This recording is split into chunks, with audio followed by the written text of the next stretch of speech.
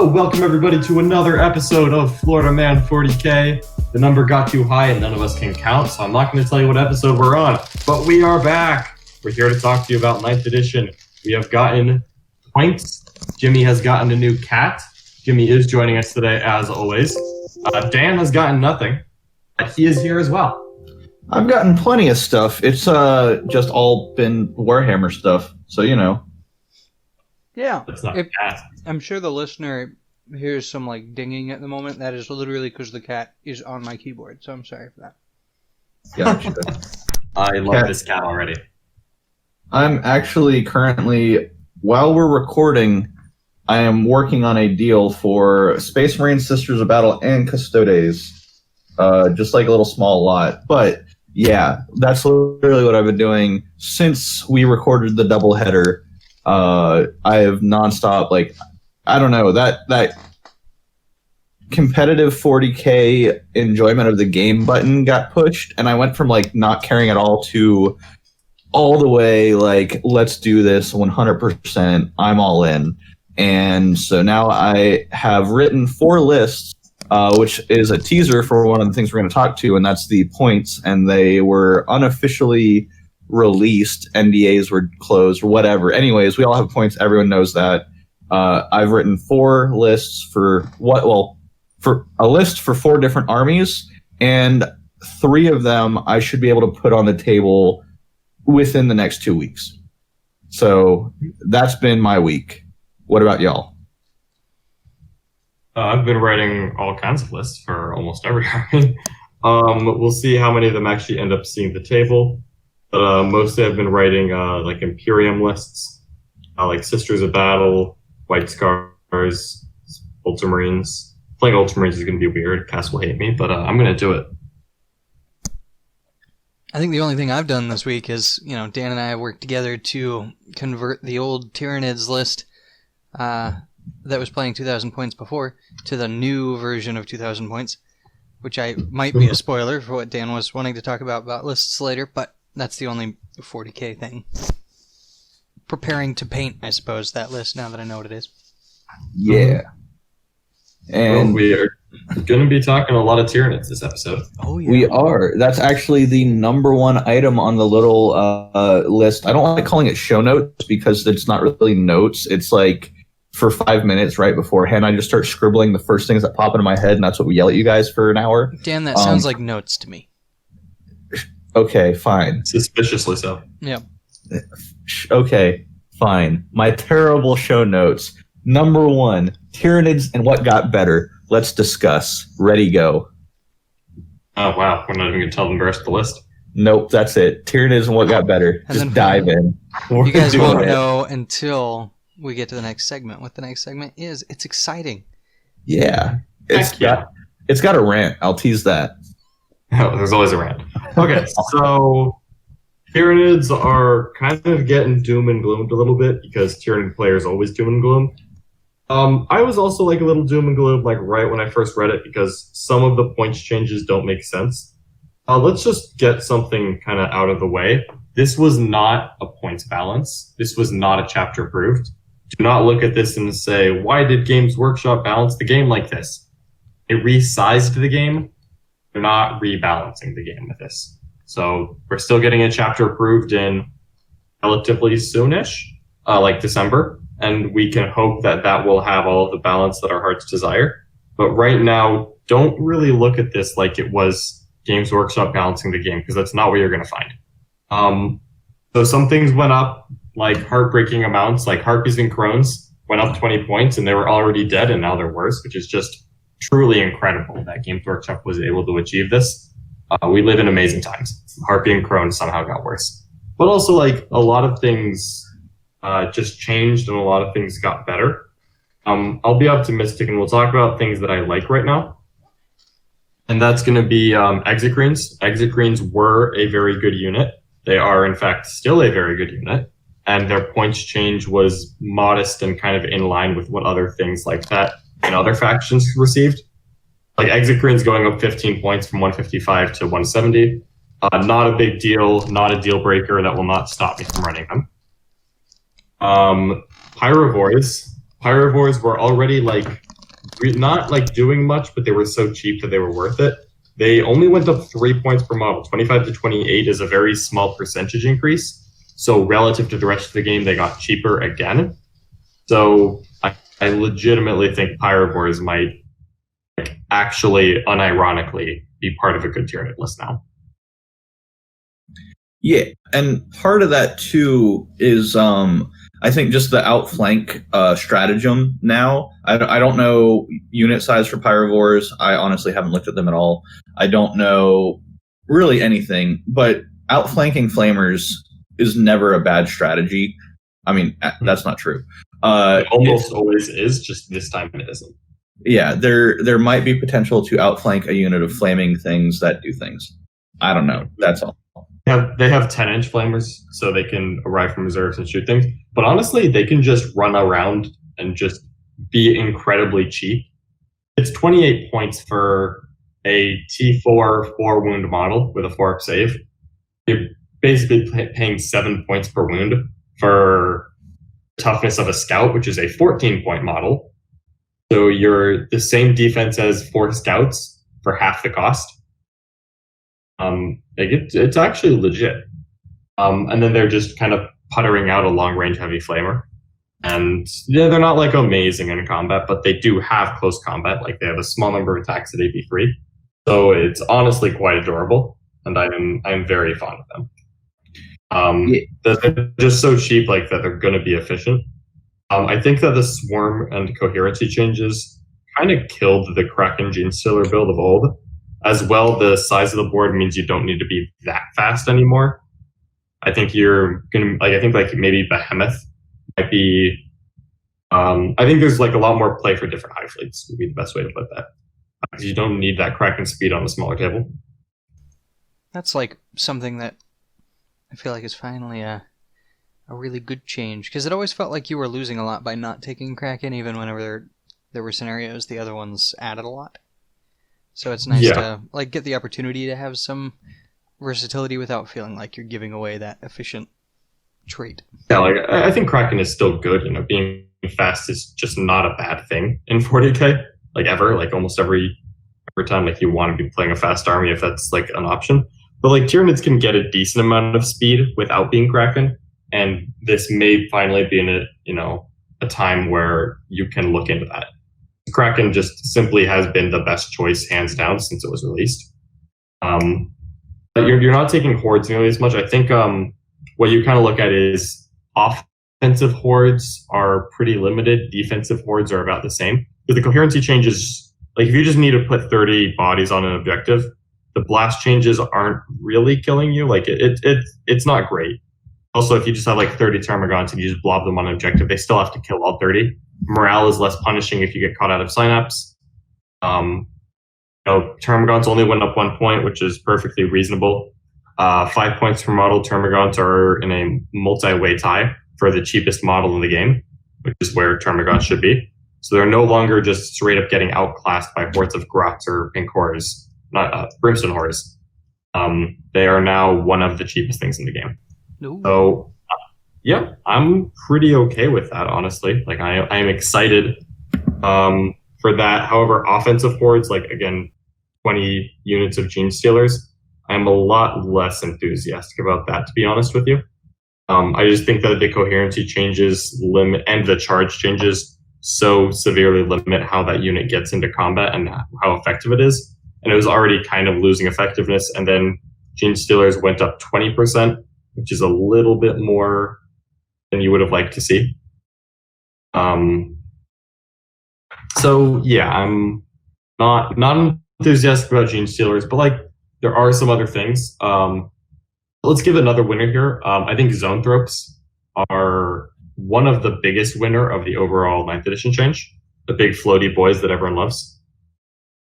Yeah, because, well, just for one, 3-up Invulnerable is always nice to have.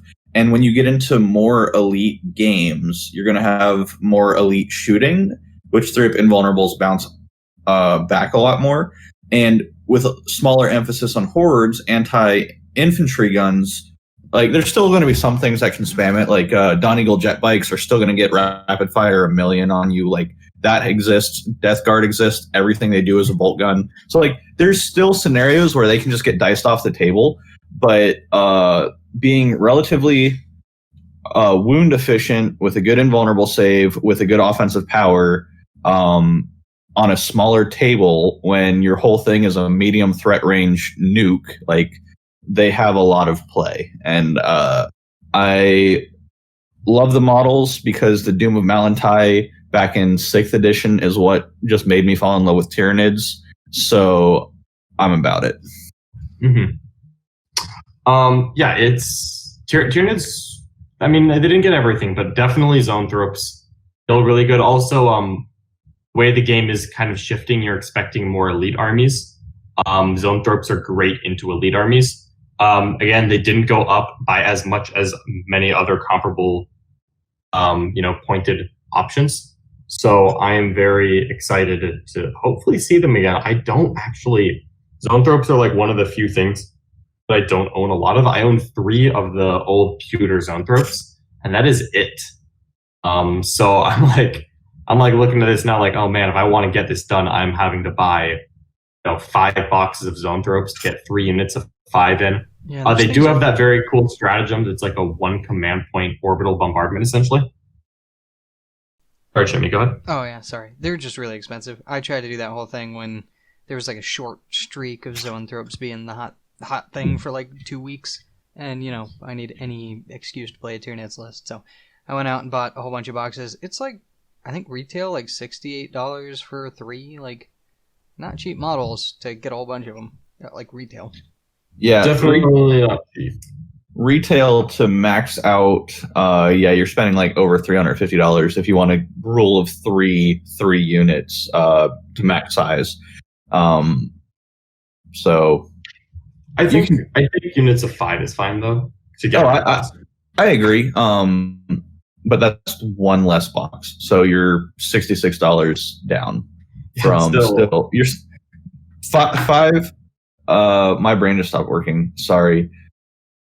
Yeah, 5 boxes is still $330 retail. That's what I was trying to say. No problem. They're definitely, but like also, it's it would ideally be like a slow grow kind of thing. It's something to proxy before you invest the money.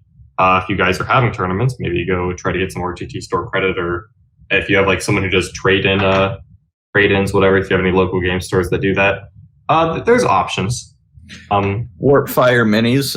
I just like shouting them out because they're great people. Check out Warpfire Minis, and you can get stuff.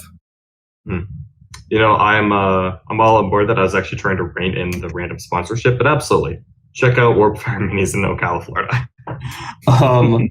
All right, so I like legitimately, I think that's going to be a good competitive build for Tyranids.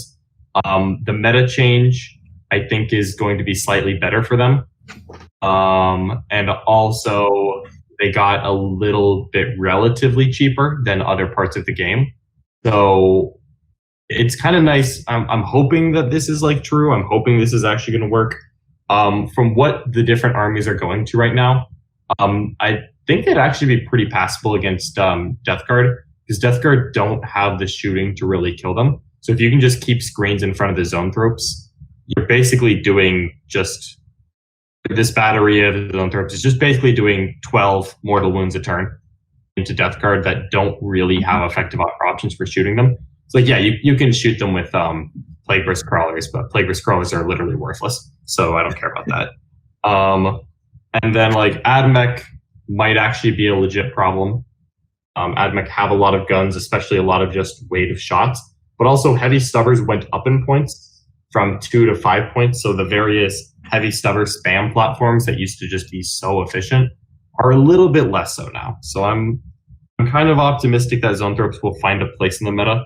I'm hoping to get some games in with them sometime soon. And then also, if Custodies are resurgent, oh my god, this is so good into Custodies that I just really want to make that happen.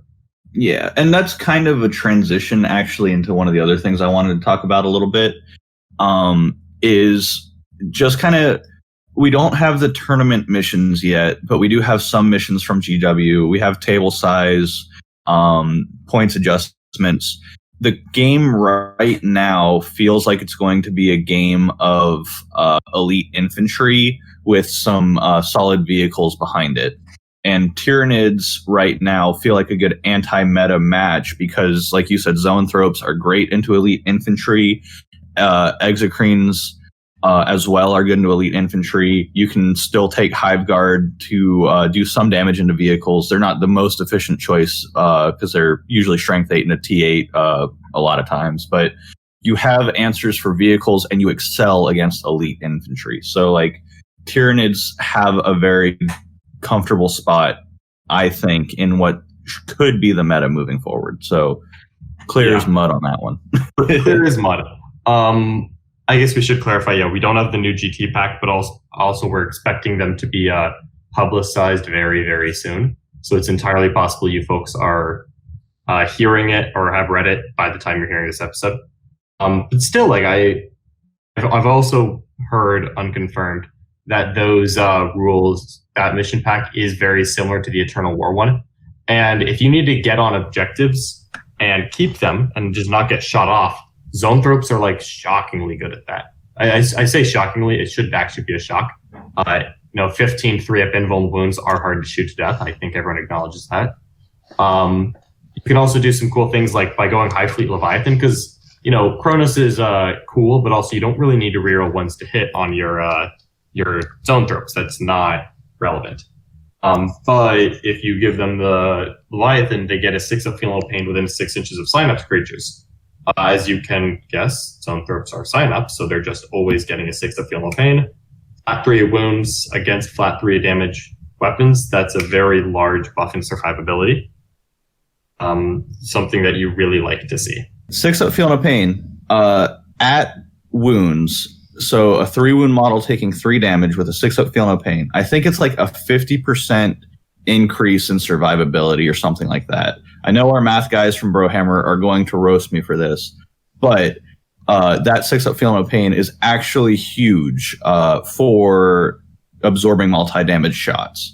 So it just further pushes the high volume of damage 1, which again, as we've kind of been talking about, you're just not going to see as much. Yeah, so if you want me to break the math down for you, basically, if you wanted to kill Zoanthropes with flat 3 damage weapons, like Eldar, like Reaper missile launchers, Dark Reapers, something that's just flat 3 damage. If you wanted to kill 3 Zoanthropes, you previously had to average 9 forced saves on them. Now you have to average 13.5 failed saves to average dead 3 Zoanthropes.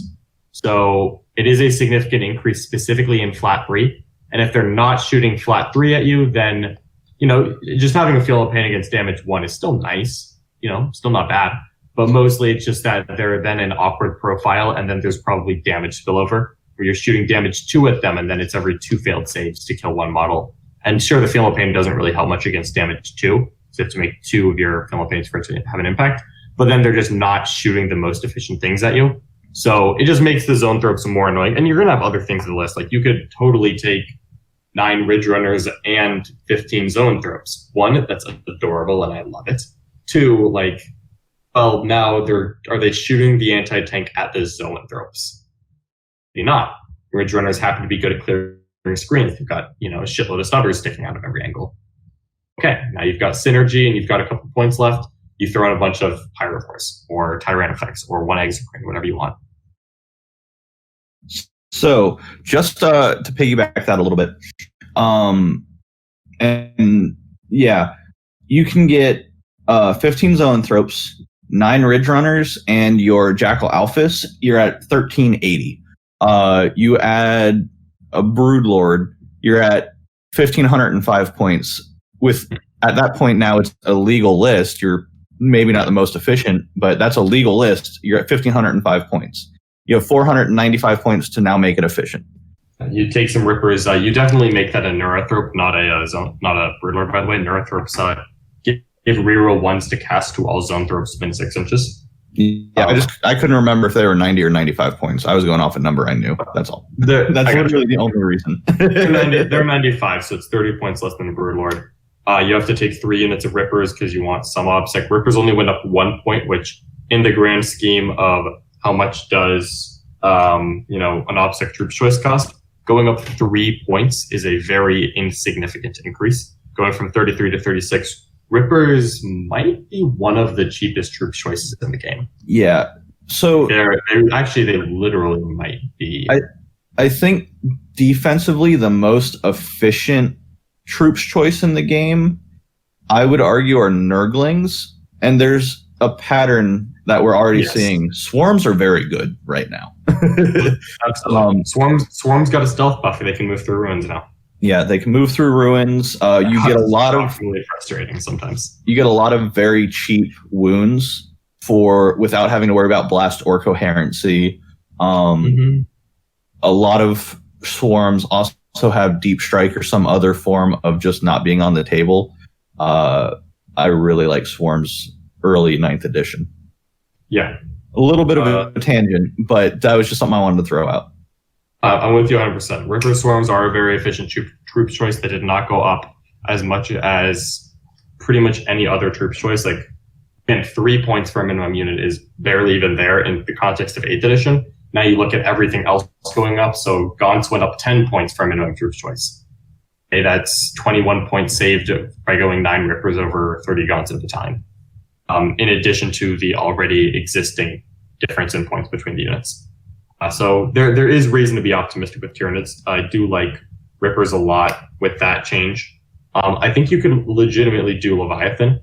Like if you did that, you did Rippers, that's 36 points. You're still, when you fill that out, you're looking right around 1,600 points, a little bit under, frankly. That's enough to get you need another HQ in your Tyranid detachment. You could just do a second Neurothrope, frankly. Or a Malanthrope. You give your 3-up invol, 6-up feel no pain guys -1 to be hit. Yeah, that would be strictly better. Do a Malanthrope. You're at about 300 points left. You probably drop 1 Ridge Runner, and then you're looking at putting 2 monsters in. So you do something like Exocrine and a Tyrannifex, or 2 Tyrannifex. And then Exocrines maybe do Chronos, but honestly I like Leviathan in this build. Maybe do 2 Tyrannifex. They don't roll the hits, you don't need the Chronos, you're just feel no pain on everything, -1 hit on everything. And they don't really have soft targets to shoot at, but also it's none of these things are really, the Tyrannifexes are kind of efficient to shoot big guns at, but also they're like the least important part of the list. Yeah, you kill the Tyrannifexes and you're like, okay, like, cool, I guess. It literally doesn't matter to the Tyranid player. So there's something to be said for Tyranids still. Like it's very easy to like every single time there's a rules change, everyone's like, oh, Tyranids are bad again. Maybe. Like I don't think that they're A tier. They're definitely not as good as certain units. I'm sorry, as good as certain armies. Like they're not Admech or Death Guard. Like I still think that they're not in a bad spot at all. Also, Tyrannifex. I've been waiting for that opportunity because I've got like 3 of them just sitting there magnetized. Magnetized? Wanting that time to shine. Yeah, well, because they've got the flamer and the it's the acid sprayer, and then the thunder cannon or whatever. The rupture cannon, that giant thing, yeah. Yes. That's very convenient. Acid spray, I think, is quite good right now, because the board got shorter, so like shorter range weapons inherently went up in value. I think that the missions, the Eternal War missions, and we're assuming the GT pack missions as well, are very much incentivizing people to get on the objectives. Holding back and shooting people from long range is no longer a viable option if you're not getting in the middle. So it just feels like Tyrannifex will be less avoidable. It's no longer going to be convenient to just outrange a Tyrannifex while you ignore it for a couple turns. Because if you're doing that, you're just not winning. You're not playing the missions, and you're probably losing. But also being able to shoot into combat is a big deal, because Tyrannifex can hold still and shoot twice. So what that means is, like, what happened before was, like, you would spend all this time walking upfield, and you'd get up, you'd move into range to flamer someone, and then they would just come immediately tag you, and then you would never fire again, because you can't fall back and shoot Tyranids, like, pretty much ever on. Would it be worth dropping them out of a spore site now? I don't think it's necessary just because the Tyranid site, it's not cheap. And also like with only 5 turns, I don't really like reserving a lot of stuff right now. Just because you have less turns to make use of it. And also the way the missions are oriented, I feel like you can just shoot on turn 2 anyway. Like if you just deploy and you just spend 1 turn walking up, you're shooting on turn 2. And that's probably the same thing that would happen if you were in the pod, is you would spend 1 turn off the board and then you would arrive and then you'd shoot. You just spend more points getting there. Yeah, that makes sense. You just spend more points getting there, and I'd rather just give them more threat overload. Like, yeah, they could kill the Tyranifex turn 1, I guess. Toughness 8, -1 to hit, 14 wounds, 6 that feel no pain. It's not happening easily. So I don't feel bad about that at all. Oh, no, I'm excited. Like, I really want Tyranifex to be good. It's a unit I've used in previous editions, just not 8th edition. Finally get a paid one, because I've been wanting to, just never had a chance. Mm-hmm. No, they're very, very cool monster, very fun. So I'm hoping that they're revitalized. But yeah, just stuff like that makes me kind of like Leviathan, which is kind of how I painted my Tyranid. So if Leviathan was actually the high fleet to run them as, I'd be excited, because I'm always running my like tan and purple Tyranids, and I'm like, yeah, they're actually Kraken, but these ones are Kronos. So, which are neither of which look remotely like how I painted my Nid. So if Leviathan is good, I would actually be happy. All of mine are painted Kraken, which, like, whenever I first started, Dan was helping me pick out a color scheme, and it was just like a nice looking color scheme that was also really easy to do. But then I take a little bit of solace in the fact that nobody really knows what the literally classes are. Yeah, it's not like an ultramarine and you start playing them as a fist whatever, and then yeah, so you can kind of do what you want, which is nice. So you run into that one guy, that one John Lennon, that guy. All of them are. Oh yeah, definitely. Yeah. Okay, so I'm excited for Tyranids. Like I was down for the first day or two. I've been thinking about them more. I've been talking to the hive mind of collective Tyranid players whose opinions I respect. And I'm getting more and more. Not us guys. Not me or Jimmy. I'm talking to you right now, you scrubs. That knowledge. I'm here. So, like, overall, I am excited about Tyranids, because as much as I loved the Kraken Genius, they were super fun to play. I felt like that playstyle was starting to get slightly stale, because like since the Tyranid book came out, Swarmlord and Kraken Genius Stealers was the best thing. Like I hope it's still viable, but also like I'm happy if there's a different way to play the army now.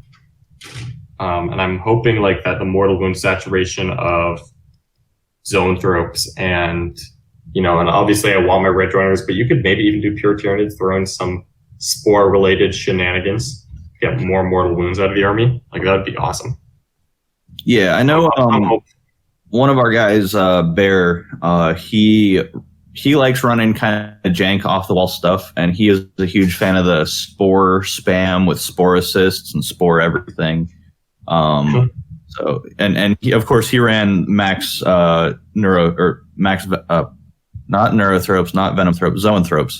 I don't know why that was hard for me right there. But yeah, he was literally just doing a mortal wound spam Tyranids list, and he fought it into Grey Knights, which is one of our topics tonight. And he said he really liked the mortal wound output, but of course that's a little bit skewed. So it's just a little bit. Still, like I'm expecting more elite armies in general, so having that, especially in like a team format, might actually be pretty cool.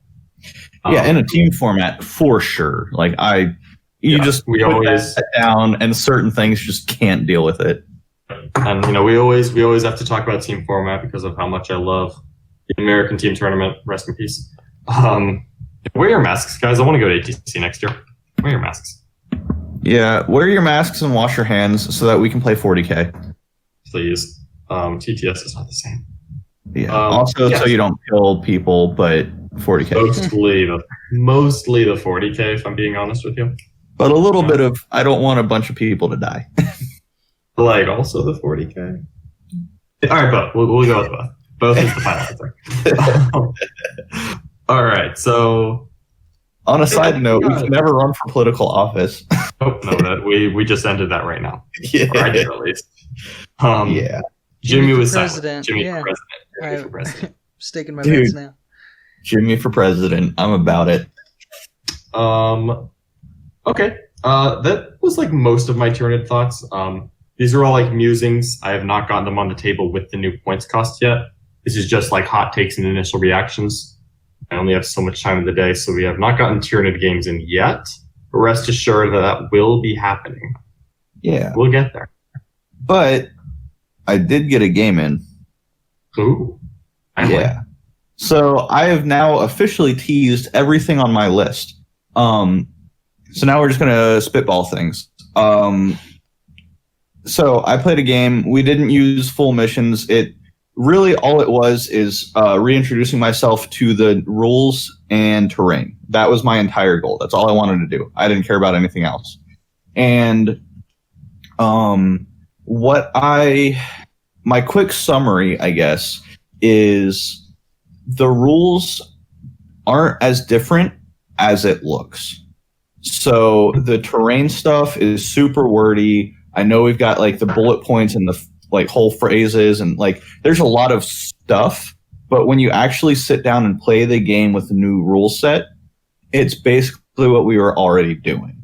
You have Nova L's in the middle of a table that block line of sight unless you can see around the terrain feature. That's what the obscuring rule is. So they just did that.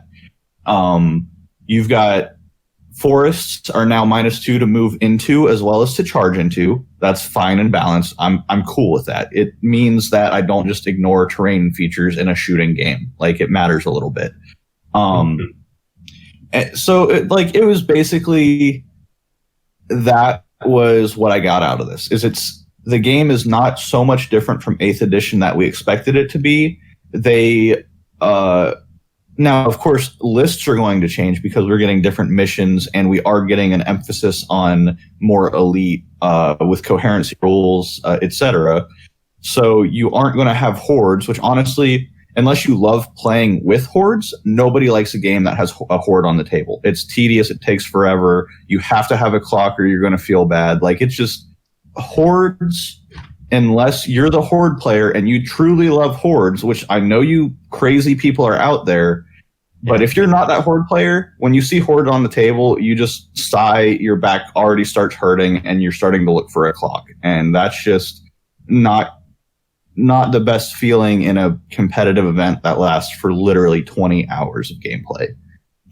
Yeah. A lot of the 9th edition changes, I think I've kind of hinted at this before, are basically 8th edition, but it's not going to feel as bad. Like a lot of the weird things where it's like, oh, that feels kind of bad. Like heroic interventions, you can heroic intervention even when you're in combat. It's like you would just charge a character and they'd be like, aha, you touched me, but you didn't base me. Now I'm moving. And they're like, oh, okay, that feels bad. I charged you. Like, why are you still moving? Yeah. All of those types of things got trimmed in. One thing that I'm trying to think how to phrase this.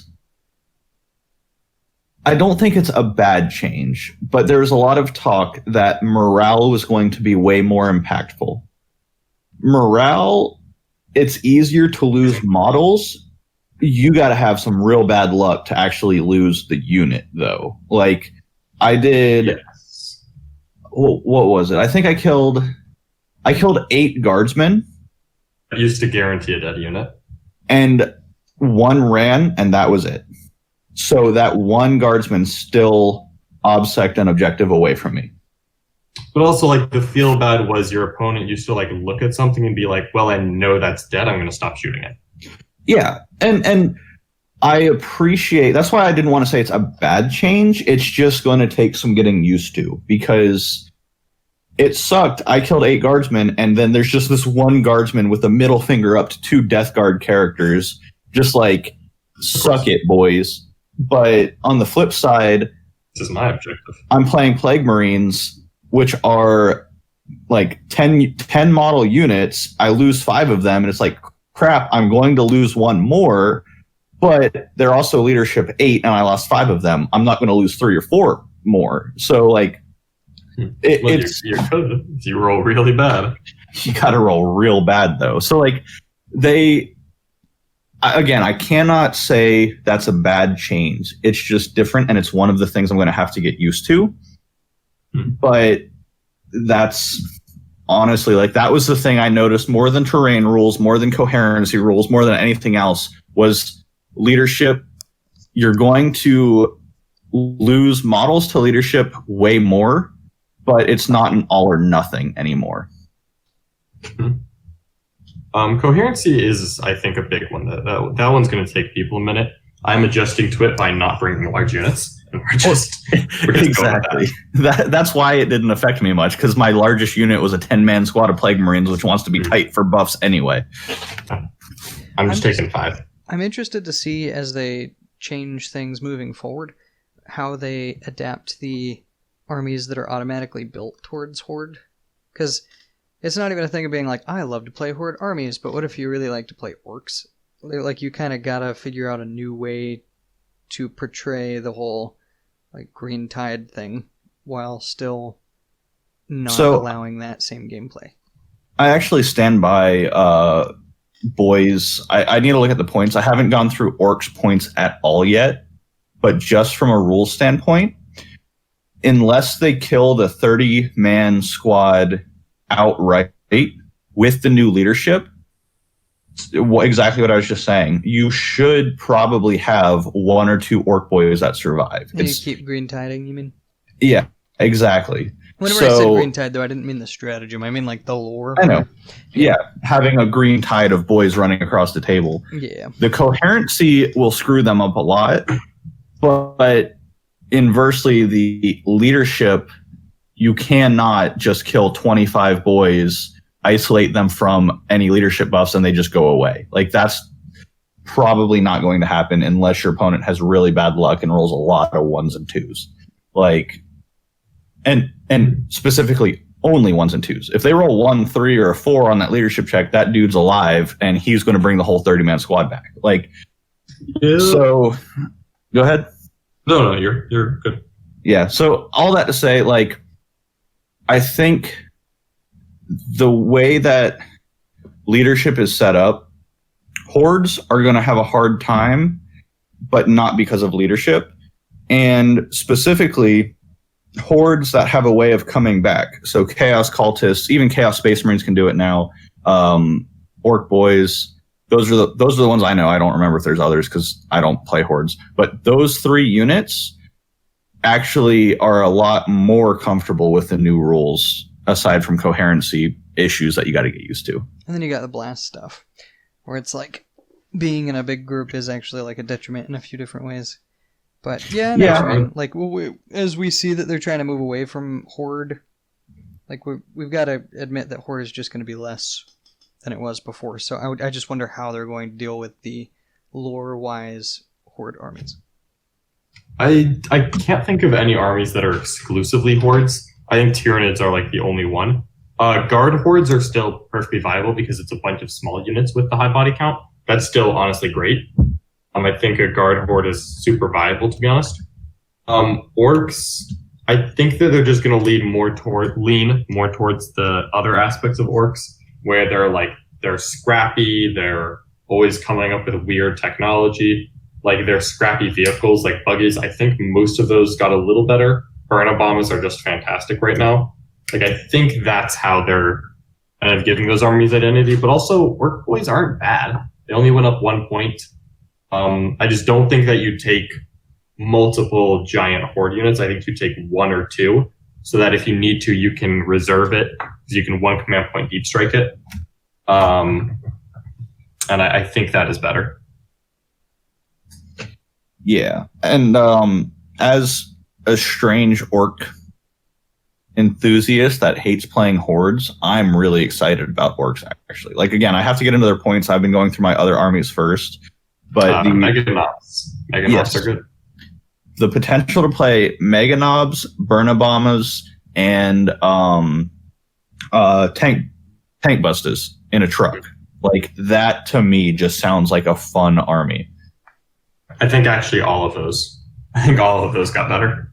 Yeah, the tank busters I had seen from the orc chat that I'm in but that was the only one that I knew about.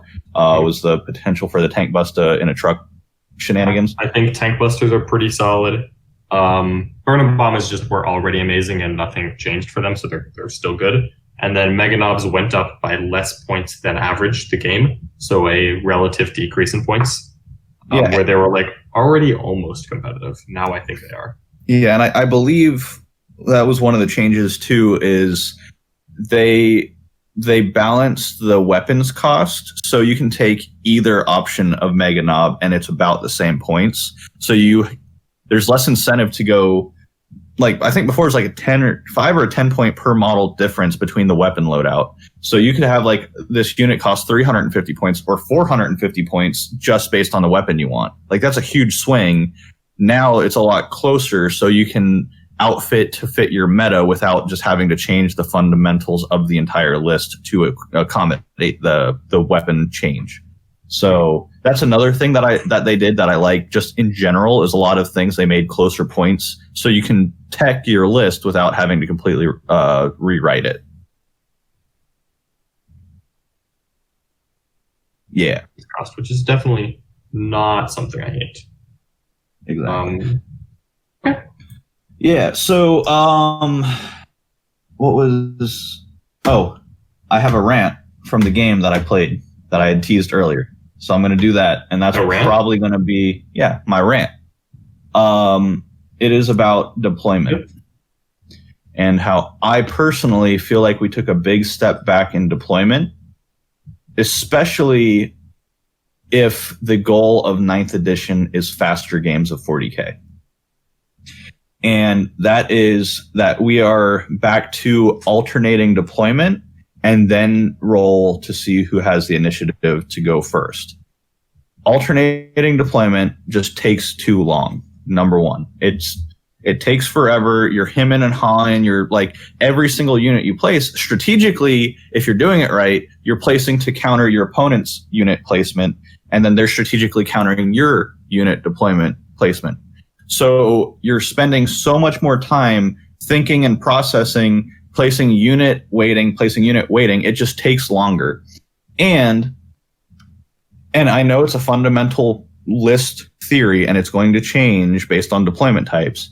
An all or nothing deployment, if you roll to deploy first or second, and you know who's going to go first or second, you're going to, obviously, if I know I'm going second, I'm going to deploy hyper defensively, out of line of sight, whatever.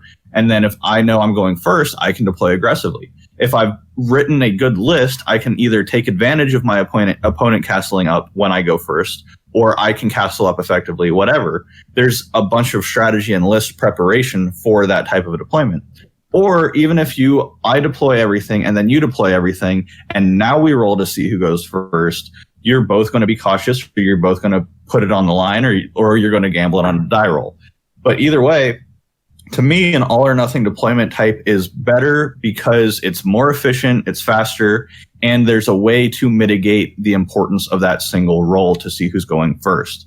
And an alternating deployment, you deploy everything defensively anyways, and it was just a waste of time going back and forth. Or if you do try to deploy somewhat aggressively and then you just fail that die roll, like, the game's over. Like, so instead of it, the way I see it is, if you are alternating deployment, you're both going to just deploy defensively because neither of you wants to get skull crushed by going second. And that slows down the game because now turn one, all you're doing is trying to get little line of sight and trying to get micro advantages because you happen to go first and whatever, instead of just having the plan in deployment and strategizing. So, yeah, I know that was all over the place and it wasn't super succinct or clear, but I think alternating deployment just slows the game down through deployment and at least the first turn way too much, and it overemphasizes this single die roll to see who's going first. Lennon, I know you disagree with me, so your turn. Absolutely disagree with you. You're wrong. Fuck you. Oh, wow. Man, so you used our one F-bomb. The big that's the whole argument, actually. We're done here. That was it, folks. Oh, yeah. No, it's the real thing to me is that if you know so two things to kind of work on here. is either you know who's going first when you deploy or you don't. If you know who's going first when you deploy, and I think this is bad, then the person going first puts no thought into their deployment. They just brainlessly go on the line. That's it. And it's like, okay, well, they're going to just do that thing, and then the person going second just has to deploy conservatively to not get annihilated. And that's not a fun and fair mechanic because sometimes you cannot. For example, if your opponent has like all of the artillery with Imperial Fist and like old 8th edition missions back when this was a more prevalent list, if they're just like, oh, I know I'm going first, here's everything, everything's in range of everything, good luck, you're just getting wrecked. Because they just deploy far forward so they're going to have range of everything, and then it's over. If you go the other way, which is you find out who's going first after you deploy, then whoever deploys second has a massive advantage. Like I agree, alternating deployment does take a little bit too long, but I think it's still the most fair answer. It's not perfect, but I don't think that there is a perfect answer here. Because if we're just rolling off after one of us deploys first or the one deploys second, then whoever deploys first deploys completely blind and the other one gets to see everything. And that feels bad too. And then they just have a much more informed deployment. And it's a lot easier to counter deploy, and then they could go first or second anyway. Here's a balance idea off rip. What if you roll to deploy first or second, winner chooses? All right. Now so I deploy first and then you deploy second. Mm-hmm. And now you win the roll off, you deployed second, you countered me, and you say, all right, I'm going to go first. Now, what if there was a game rule that if the person who deployed first is made to go second, they can now redeploy power level X, points X, whatever, something like that. So essentially, I know there's warlord traits and there are things in the game like that, but why not just do that? So the deployment is faster and there's a tactical decision to be made about choosing to deploy first, choosing to deploy second, choosing to go first, choosing to go second. I think that by implementing that, you end up taking the same amount of time as the original alternate deployment, and this is simpler. So you complicate things and probably don't save much time. Like, yeah, that sounds about balanced. Like, I would not object to that being a rule. I don't think that it's any faster than the current system. And it doesn't, and that's it. Yeah. I don't know. I do agree that, yeah, like there needs to be a way of mitigation, but I do also agree that it would, I think, complicate just an extra step, because everybody's used to the go back and forth thing since it's been done before.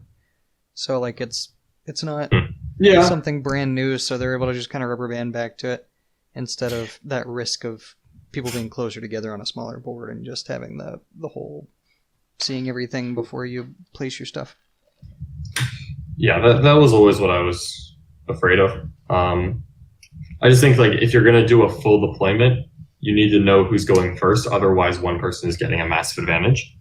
That's not offset by anything. But then if you do that, sometimes there are field spreads.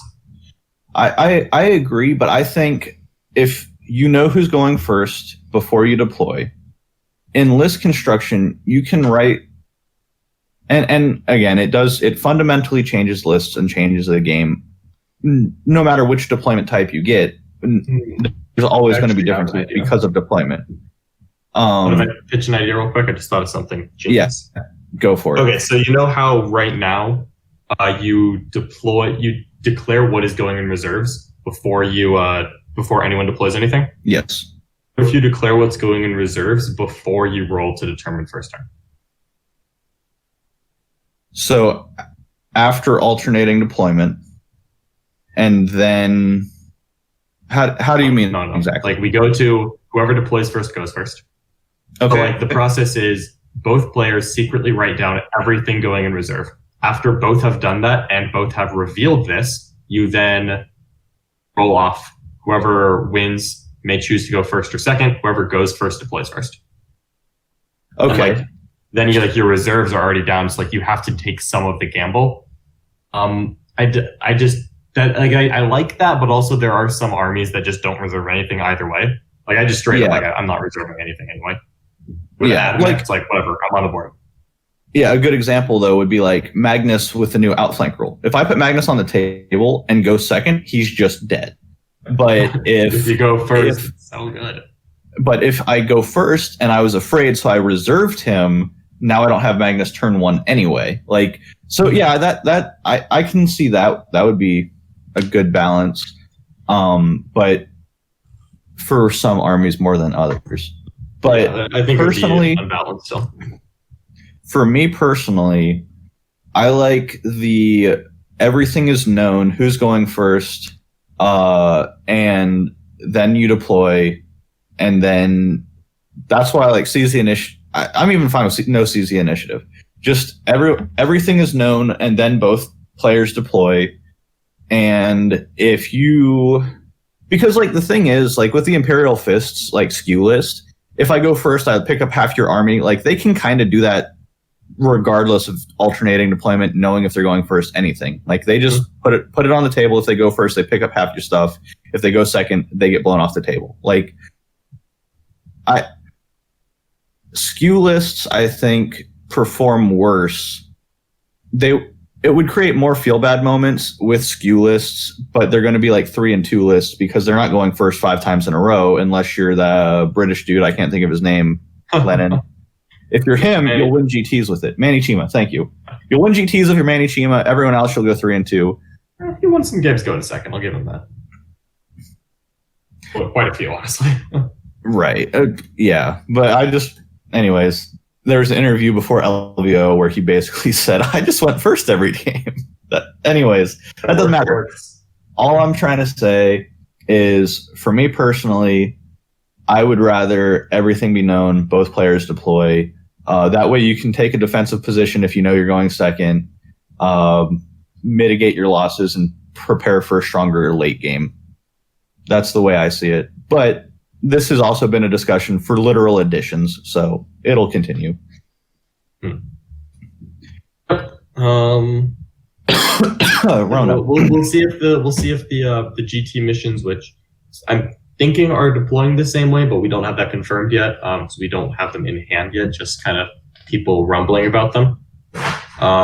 We'll find out a lot soon. Yeah, I'm looking forward to that. Yeah, I think it'll be good though. I am optimistic moving into 9th edition, which is a complete 180 from where I was about a month ago. So I think we're doing good. Yes, definitely agree on that part. You know what? As soon as we get events, everything's going to be wonderful. Yeah. Who knows when that might happen? Who knows? In the US, it'll be a while, but we'll get there. Yeah. Did you have any other rants or things? No, we hit Tyranids, we hit deployment, we hit some points. We did not talk about Grey Knights as much, but I'm kind of okay with that because there's a lot to unpack. And honestly, we could take an hour per faction over the next 6 weeks, and everything would be different by the time we finish. So, yeah. Whatever. I went over playing a game of 9th, and we can do other hot takes and stuff on the next episode. So, I'm good. All right. Love it. Let's close it out then. Thank you so much to everyone who listened to this. As always, do the subscribe thing. Leave us some feedback. If you guys, we're getting back into it regularly. We obviously had a pre-9th edition COVID break. So we're back. Very happy to be back and very enthusiastic about 9th edition. We're going to be trying out a lot of different stuff soon, and we love to talk about it. Yeah, exactly. So hit us up. Let us know what you think. Feel free to tell me I'm a salty SOB and need to cheer up. And we will see you in the next episode. Yeah. Goodbye. See ya.